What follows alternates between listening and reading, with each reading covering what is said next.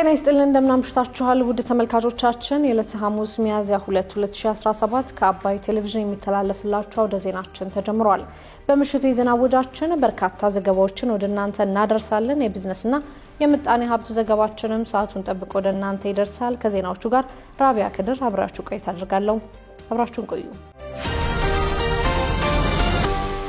በመጀመሪያው ክፍለ ጊዜ የመረጃ ጥንቅራችን ከጊዜያዊ አስተዳደር ፕሬዝዳንትነት የተሰናበቱት አቶ ጌታቸው ረዳ በትግራይ ፖለቲካ ውስጥ መሳተፌን እቀጥላለሁ ማለታቸውን፣ የአዲስ አበባ ትራንስፖርት ቢሮ የህዝብ ትራንስፖርት አገልግሎት እስከ ምሽት 4 ሰዓት በማይሰጡት ላይ እርምጃ መውሰድ እንደሚጀምር ማሳሰቡን፣ እንዲሁም በማይናማር በታጣቂዎች ስር የሚገኙ ኢትዮጵያውያን ሴቶች ወሲባዊ ትንኮሳ እየደረሰብን ነው ሲሉ መናገራቸውን የተመለከቱ መረጃዎችን ይዘናል።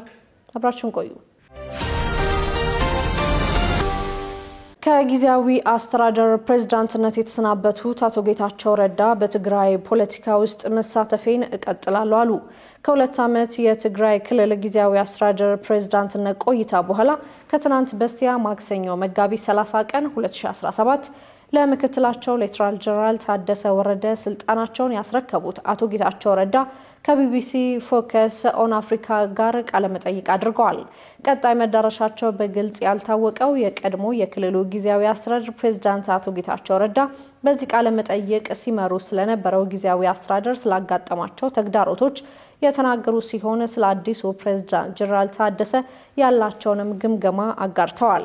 ላለፉት 20 ዓመታት በኢትዮጵያና ትግራይ ፖለቲካ ውስጥ የቆዩት አቶ ጌታቸው ስለ ወደፊት ተሳትፏቸው ሲናገሩ አንዴ እዚህ ጉዳይ ውስጥ ገብተናል፣ አንዴ ለትግራይ ሕዝብ አዲስ መንገድ መጠቆም ከጀመርን ብዙ መስራት ያለባቸው ጉዳዮች አሉ፣ እንዲሁ ተነስቼ እንቅስቃሴን መተው አልችልም ብለዋል።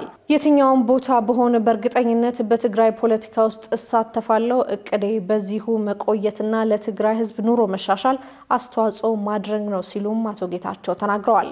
ስለ ጀነራል ታደሰ ሹመት የተጠየቁት አቶ ጌታቸው ረዳ በዚህ ጉዳይ ላይ መናገር የምፈልገው ትንሽ ነው ካሉ በኋላ የኔ ምክትል ፕሬዝዳንት እንደነበርና በአስተዳደሬ ውስጥ ለሚገኙ ዋነኛ ጉዳዮች ኃላፊነት እንደሚወስድ ሰው የኔ የተውኳቸውን ነገሮች ይዞ ይቀጥላል ብዬ እጠብቃለሁም ሲሉ አስረድተዋል።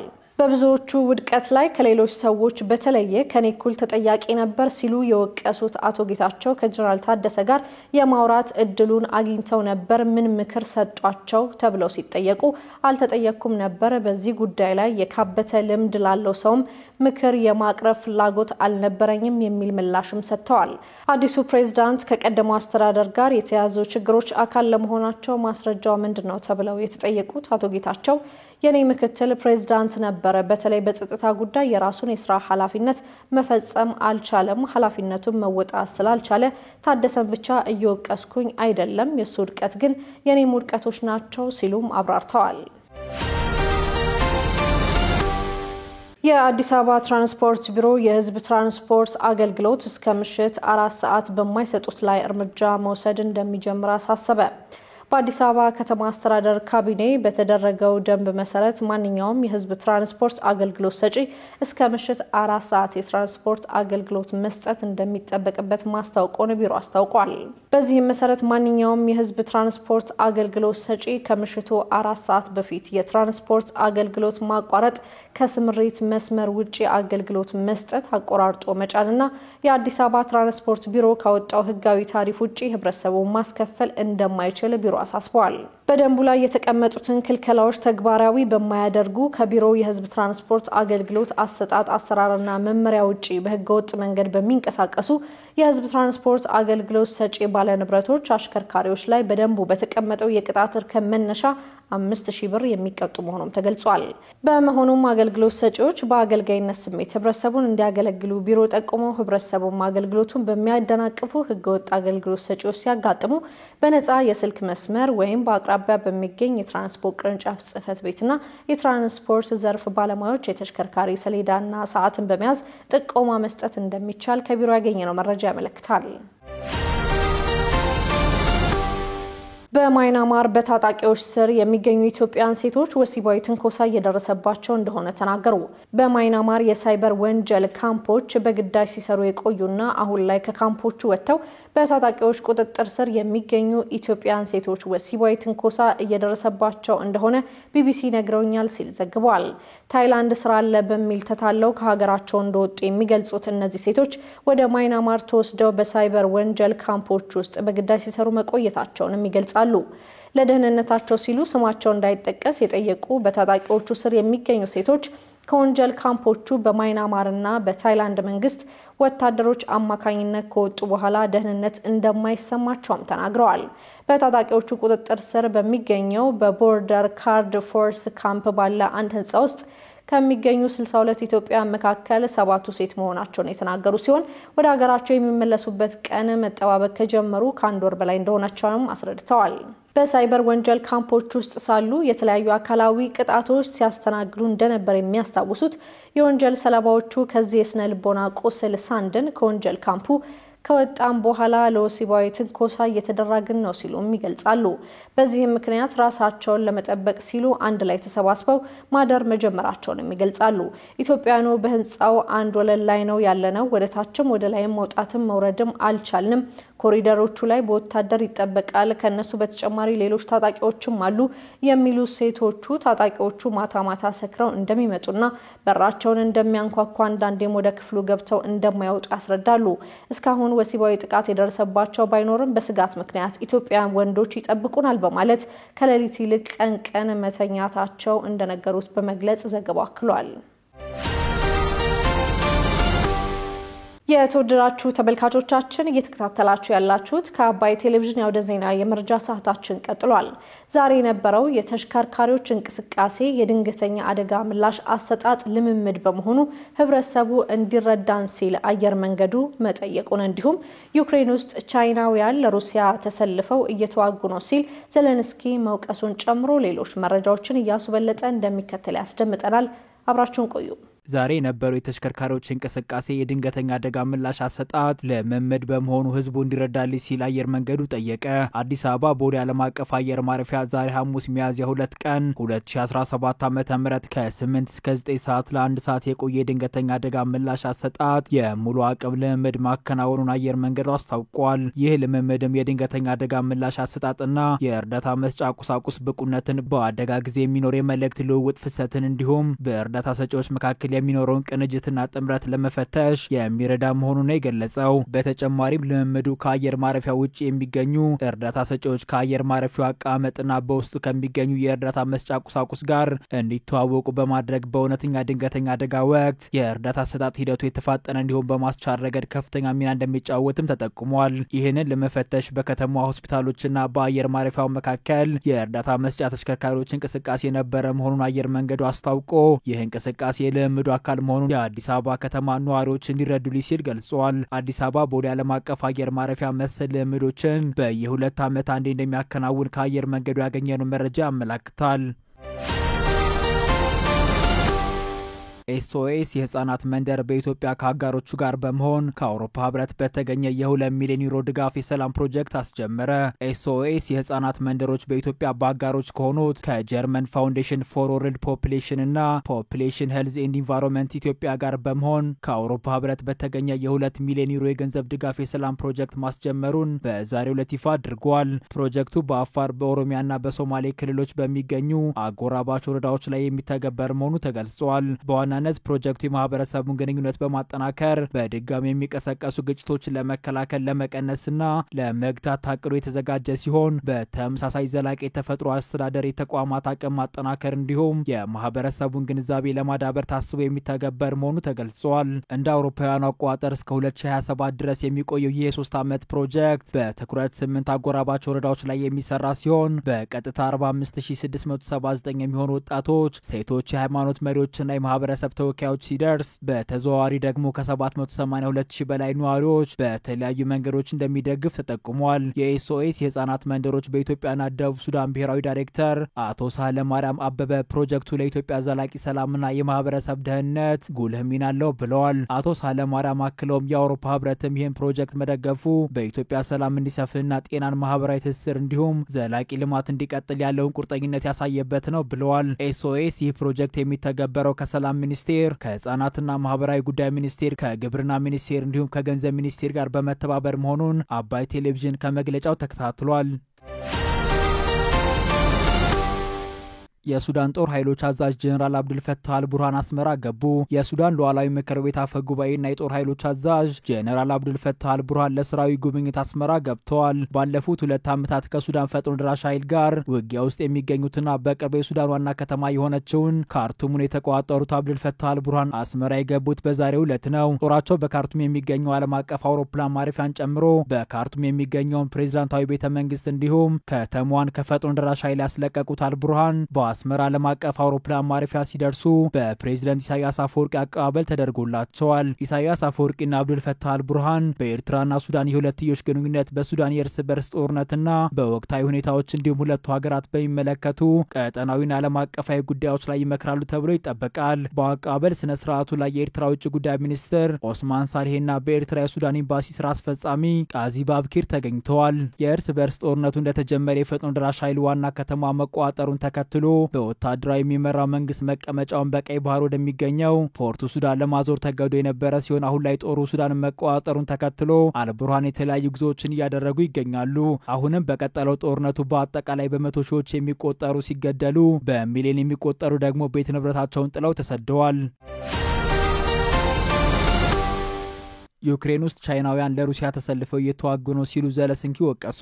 የዩክሬኑ ፕሬዝዳንት ዘለንስኪ በዩክሬን ቢያንስ 155 የቻይና ዜጎች ከሩሲያ ጦር ጎን ተሰልፈው እየተዋጉ ይገኛሉ ብለዋል። የፕሬዝዳንቱ የአስተያየት የተሰማው በዚህ ሳምንት መጀመሪያ ላይ 2 ቻይናውያን ወታደሮች በዩክሬን ከተያዙ በኋላ ነው ሲል ቢቢሲ በዘገባው አስነብቧል። ይህ ቻይና ለሩሲያ የሰው ኃይል ትሰጣለች የሚለው የኪየቭ ይፋዊ ውንጀላ ለመጀመሪያ ጊዜ የተሰማ እንደሆነ ተመላክቷል። ረቡዕ ዕለት ፕሬዝዳንቱ ለጋዜጠኞች በሰጡት መግለጫ መንግስታቸው በሰበሰበው መረጃ በግጭቱ ውስጥ የተሳተፉ እጅግ በርካታ የቻይና ዜጎች አሉ በማለት በድጋሚ ተናግረዋል። ቻይና ቀደም ሲል በርካታ ዜጎቿ ለሩሲያ እየተዋጉ ነው የሚለው ውንጀላ በእውነታ ላይ ያልተመሰረተ በማለት ውድቅ አድርጋ የነበረ ሲሆን ቤጂንግ እስካሁን ድረስ ከዘለንስኪ ለቀረበባት ውንጀላ ምላሽ አልሰጠችም። ረቡዕ ዕለት የቻይና ውጭ ጉዳይ ሚኒስቴር ቃል አቀባይ ከዩክሬን ጋር ያለውን መረጃ እያጣራ ነው ያሉ ሲሆን የቻይና ወታደሮች በግላቸው ተሳትፎ ሊሆን እንደሚችሉ ጠቁመዋል። ቃል አቀባዩ አክሎም የቻይና መንግስት ሁልጊዜ የቻይና ዜጎች ግጭት ካለበት አካባቢ እንዲርቁ በተለይም በማንኛውም አካል ወታደራዊ እንቅስቃሴ ውስጥ እንዳይሳተፉ የሚናገር መሆኑን አጽንኦት መስጠት እፈልጋለሁ ብለዋል። በተጨማሪም ሀገራቸው የዩክሬን ቀውስ ፖለቲካዊ መፍትሄ እንዲያገኝ የምታደርገው ገንቢ ሚና በትክክል እንድትመለከተው ጠይቀዋል። ዘለንስኪ የቻይና ጉዳይ አሳሳቢ ነው በማለት ወንጀላቸውን ማጠናከራቸውን ዘገባው አክሏል። ከአባይ ቴሌቪዥን የምሽት ዘገባዎቻችን እንደቀጠሉ ናቸው። ውድ ተመልካቾቻችን አሁን ደግሞ የቢዝነስና ምጣኔ ሀብት ጉዳዮች የሚቀርቡበት ሰዓት ላይ ደርሰናል። መረጃዎቹን ሀና ፍሳይ ይዛለች። ተከታትለን እንመለስ። በድጋሚ አብራችሁ ቆዩ።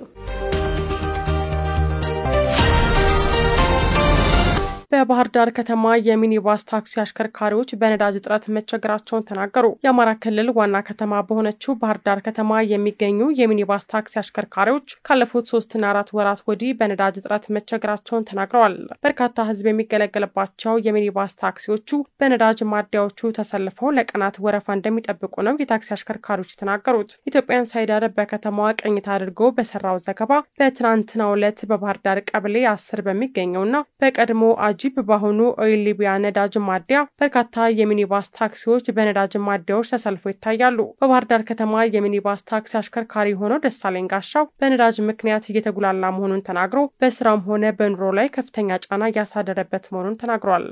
ትናንትና ዘቀን 9 ሰዓት የተሰለፍን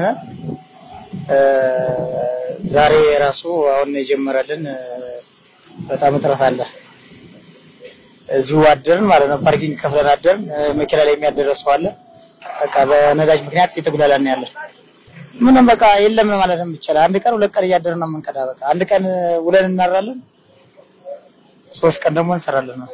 ለዚህ ነው በቃ የትም ቦታ ብዙ ጊዜ ሆኖታል እንደዚህ ማን ከጀመረ እንደዚህ አይነት የነዳጅ እጥረት በከሰቱ በስራችሁ ላይ ያሳደረው ተጽዕኖ አለው እንጂ መተሰጥረው የቆብ ያለ ልጅ ቤተሰብ የሚመራለ ቆብ ያለበት ሰው አለ። አንድ ቀን አቋረጥክ ማለት ይቀርባል። የገቢ መኪና የሚይዙ ልጆች አሉ። እነዛ ራሱ ክፍተት ይፈጠርባቸዋል። ተጽዕኖ ኑሮ ላይ ማለት ነው። አንድ ቀን ሳሰራ ዋልክ ማለት ከትናንት ከሰራው ነው እየበላ እየጠጣ ያለ ያ ተጽዕኖ አለው። እንግዲህ ናፍታ እስከሚመጣ ድረስ እየጠበቅን አለ ከተባለ አለበት ቦታ የተሰለፍን በዛ ያለውን ክፍተት መሙላት ነው እንጂ ሌላ ምንም የለው። ሌላኛው በባህር ዳር ከተማ የሚኒባስ ታክሲ አሽከርካሪ የሆነው ደሳለኝ ጽጌ የነዳጅ እጥረቱ በህብረተሰቡ ዘንድም የትራንስፖርት መስተጓጎል እያጋጠመ እንደሆነ ጠቁሞ መንግስት መፍትሄ እንዲሰጣቸው ጠይቋል። ጠዋት የመንግስት ሰራተኛው በአግባቡ ወደ ስራ መግባትም አልቻለም። ጠዋት ላይ ሰልፍ አለ። ሰውም በአግባቡ ማንሳት አልቻለም። ሁሉም ታክሲ ስራ ላይ ስለማይውል በናፍጣ ምናምን ተሰልፎ ስለሚውል ጠዋት ላይ የትራንስፖርት ችግር ጠዋትና ማታ ላይ የትራንስፖርት ችግሮች አሉ። መፍትሄው ምንድነው? መፍትሄው ናፍጣን ለታክሲዎች በአግባቡ ማድረስ ነው። ይሄ ከሆነ ትራንስፖርቱ የተሳለጠ ይሆናል ብዬ አስባለሁ። ማን ነው ይሄንን መፍትሄ ማምጣት የሚገባው ትላለህ? መንግስት የናፍጣን ችግር መቅረፍ አለበት ብዬ አምናለሁ። ስለዚህ እንደዛ ከሆነ ታክሲዎች በየሰዓቱ እንቅስቃሴ ስለሚያደርጉ የትራንስፖርት አገልግሎቱን አግባቡ ይሸፈናል ብዬ አስባለሁ። የኢትዮጵያ ነዳጅና ኤነርጂ ባለስልጣን በነዳጅ ምርቶች አቅርቦትና ስርጭት ላይ የግል ጥቅማቸውን ለማካበት የሚጥሩ አካላት መኖራቸውን አረጋግጫለሁ። ይህም ለጥረቱ እንደ አንድ ችግር ነው ማለቱ ይታወሳል። ባለስልጣኑ በሀገር አቀፍ ደረጃ እየተባባሰ የመጣውን የነዳጅ ምርቶች ህገወጥ ግብይት ለመከላከልና በየከተማው የሚስተዋሉ ረጃጅም ሰልፎችን ለማስቀረት እንዲሁም የተጠቃሚዎችን ቅሬታ ለመፍታት እየሰራ ነው ቢልም አዲስ አበባን ጨምሮ በተለያዩ የሀገሪቱ ከተሞች አሽከርካሪዎች የነዳጅ እጥረት እየገጠማቸው እንደሆነ ይገልጻሉ።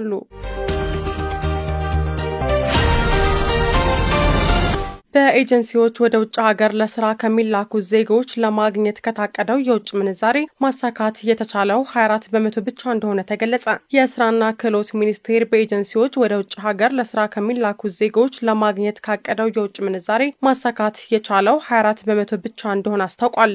ሚኒስቴሩ የ9 ወር የስራ ክንውኑን ለህዝብ ተወካዮች ምክር ቤት ባቀረበበት በዛሬው ዕለት ሚኒስቴሩ 472.5 ሚሊዮን ዶላር ወደ ሀገር ውስጥ ለማስገባት አቅዶ ማሳካት የቻለው 24 በመቶ ብቻ እንደሆነ ገልጿል። ይህም በገንዘብ ሲሰላ 113.4 ሚሊዮን ዶላር እንደሆነ ሪፖርቱን ያቀረቡት የስራና ክህሎት ሚኒስትር ወይዘሮ ሙፈሪያት ካሚል ተናግረዋል። 113.4 ሚሊዮን ዶላር የተገኘው 943 ኤጀንሲዎች ወደ ውጭ ሀገር ከላኳቸው ዜጎች እንደሆነ ማስረድተዋል። 221 ኤጀንሲዎች ላይ ህጋዊ እርምጃ እንደተወሰደም በሪፖርቱ ቀርቧል። በውጭ ሀገር የተሰማሩ ዜጎችን መብት በተመለከተ 804 አቤቱታዎች ቀርበው 719 አቤቱታዎች በመስማማት ተፈተው 85 ደግሞ በሂደት ላይ ይገኛሉ ተብሏል። ባለፉት 9 ወራት ውስጥ 3.4 ሚሊዮን ለሚሆኑ ዜጎች የስራ ዕድል መፍጠር መቻሉን የገለጹት ሚኒስትሯ በሀገር ውስጥና ውጭ ሀገራት ዜጎችን በማሰልጠንና በማብቃት በዘርፉ ተጠቃሚ እንዲሆኑ በተሰራው ስራ ውጤት ማምጣት መቻሉን ገልጸዋል። የሰው ሀብት ልማት ስራ ስምሪትና ቴክኖሎጂ ጉዳዮች ቋሚ ኮሚቴ ሰብሳቢ ዶክተር ነገሪ ሌንጮ ለውጭ ሀገር የስራ ስምሪትና በኢንዱስትሪው ዘርፍ በይበልጥ ዜጎችን ተጠቃሚ ለማድረግም በቀጣይ ትኩረት የሚሹ ጉዳዮች መሆናቸውን አስገንዝበዋል። የስራና አሰሪ አገናኝ ኤጀንሲዎች ጋር በተያያዘ ያጋጠመ ያለውን ችግር ለመቅረፍም ጥብቅ ክትትልና ቁጥጥር ማድረግ እንደሚገባ አክለው አሳስበዋል።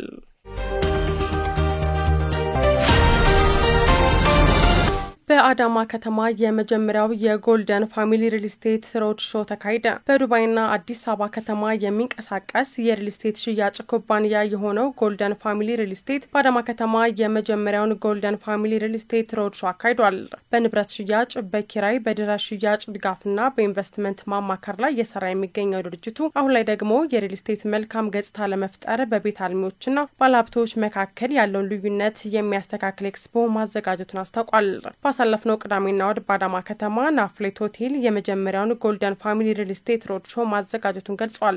በዝግጅቱም ቴምር ፕሮፐርቲ፣ ሴንቸር አዲስ፣ አኩያ ፕሮፐርቲ፣ ትዝታ ሪል ስቴት፣ ፈለገ ዮርዳኖስ ሪል ስቴት እንዲሁም ሌሎች ቤት አልሚዎች ለቤት ፈላጊዎች የቤት አማራጮቻቸውን አስታውቀዋል።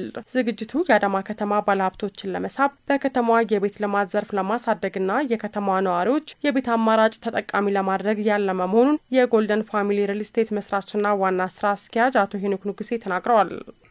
ዛሬ ዘን የመጣነው ፕሮግራም የጎልደን ፋሚሊ ስቴት ሮድ ሾው ይባላል። እንደሚታወቅ አብዛኛው ጊዜ ኤክስፖዎች ምናምን ነው የሚኖሩት። በኢትዮጵያ ለመጀመሪያ ጊዜ ወደ ከተማዎችን ያማከለ ሮድ ሾዎች ነው ያዘጋጀነው። ሮድ ሾው በአሁኑ አዳማ ላይ ነው የሆነው። ነገር ግን በቀጣይ ደግሞ ወደ ሐዋሳ፣ ባህር ዳር፣ መቀሌ እያልን ኢትዮጵያን ነው የምንዞራት። ዋናው ዓላማው የዚህ ሮድ ሾው ምንድነው? አዲስ አበባ ላይ ብቻ የሆነው የዴቨሎፐር ስብስብን በተን ብሎ ምክንያቱም እንዴት ነው ኢትዮጵያ አዲስ አበባ ብቻ ማለለች። ስለዚህ በየቦታው አሁን ይዘናቸው ዴቨሎፐሮቹን መምጣታችን ያለውን የማርኬት ሁኔታም እንዲያዩት እንዲጠቅማቸው ነውና ይህን ይመስላል። የተለያዩ ዴቨሎፐሮች አዲስ አበባ ላይ ነው ኢንቨስት እያደረጉ ያሉት፣ ዴቨሎፕ እያደረጉ ያሉት። ገቨርንመንቶች ኦፊሻሎችንም መጋበዛችን ዋነኛው ጥቅም ምንድነው? ኢንቫይት እንዲያደርጓቸው። ምክንያቱም አዳማ የሚያምር ከተማ ላይ ሪል ስቴት ደግሞ የሚጨመርበት ምን ያህል ውብ ሊሆን እንደሚችል አስቡ። ስለዚህ ለሰው መኖሪያን በቅርቡ ለማድረግ ነው። በአዳማ ከተማ የነበረው የቤት ገዢዎች ተሳትፎ ጥሩ የሚባል እንደነበር የተናገሩት ዋና ስራ አስኪያጁ በከተማዋ የተጀመረው እንቅስቃሴ በሌሎች የኢትዮጵያ ከተሞች እንደሚቀጥልም አስረድተዋል። አክለውም ወደ ተለያዩ ከተሞች ይዘዋቸው የሚንቀሳቀሷቸው ቤት አልሚዎች የተመሰከረላቸው መሆኑን አንስተዋል። ሪል ስቴት ሴልስ ኦፊስ ነን ብያለሁ። ያ ዋናው ዓላማው ምንድነው? በጥናት ላይ የተመሰረተ ለክላይንቱ ማድረስ ነው። ስለዚህ አሁንም ያሉትን ዴቨሎፐሮችን ስንመርጣቸው የተለያየ ሜጀርመንቶችን ወስደን ነው ያስረክባሉ። የነበራቸው ኤክስፒሪየንስ ምን ይመስላል የሚለውን በደንብ አይተን ኮንፊደንስኛ ስለተሰማን ነው ለህብረተሰቡ ይዘን የመጣው። ያው በአቅም ደረጃ ሁሉም በስነ ስርዓት በጊዜው በጥራት ማስረከብ የሚችሉ ሙሉ ኮንፊደንስ ያለን ነው በዴቨሎፐሮቹ። ስለዚህ የትኛውም ክልል ላይ ስንሄድ ገንዘባቸውን ያጠራቀሙትን ነገር ኢንቨስት ሲያደርጉ እኛ የምናየው ቤትን እንደ ኢንቨስትመንት ቤት መግዛት ብቻ ሳይሆን ኢንቨስት አድርገው ኢንቨስትመንት ኦን ሪተርኑን በደንብ የሚያገኙበት እንዲሆን ነው። ስለዚህ አንድ ሰው ኢንቨስት ሲያደርግ የተሻለ ገቢ እንዲያገኝ፣ የተሻለ ካፒታል አፕሪሺዬሽን እንዲያገኝ ነው። ይሄ ማለት ማንኛውም ሰው መኪና ልግዛ፣ ቤት ልግዛ፣ ወርቅ ልግዛ ሲል እሱን ነው እኛ ቤት ግዛ የምንለው። የከተማዋ ኮሚኒኬሽን ኃላፊና የህዝብ ጨፌ ተወካይ አባል የሆኑት ወይዘሮ አሚና ኢንኩሺ በከተማዋ የተካሄደው ኤክስፖ ለከተማዋ መነቃቃት ጥሩ እንደሆነ ተናግረዋል። አክለውም ከተማዋን ስማርት ሲቲ ለማድረግ የተለያዩ እንቅስቃሴዎች እየተደረጉ መሆኑን አንስተው ይህንን ለማሳካት የቤት ልማት አስፈላጊ መሆኑን በመጥቀስ ከድርጅቱ ጋር በቅርበት እንደሚሰሩ አስረድተዋል።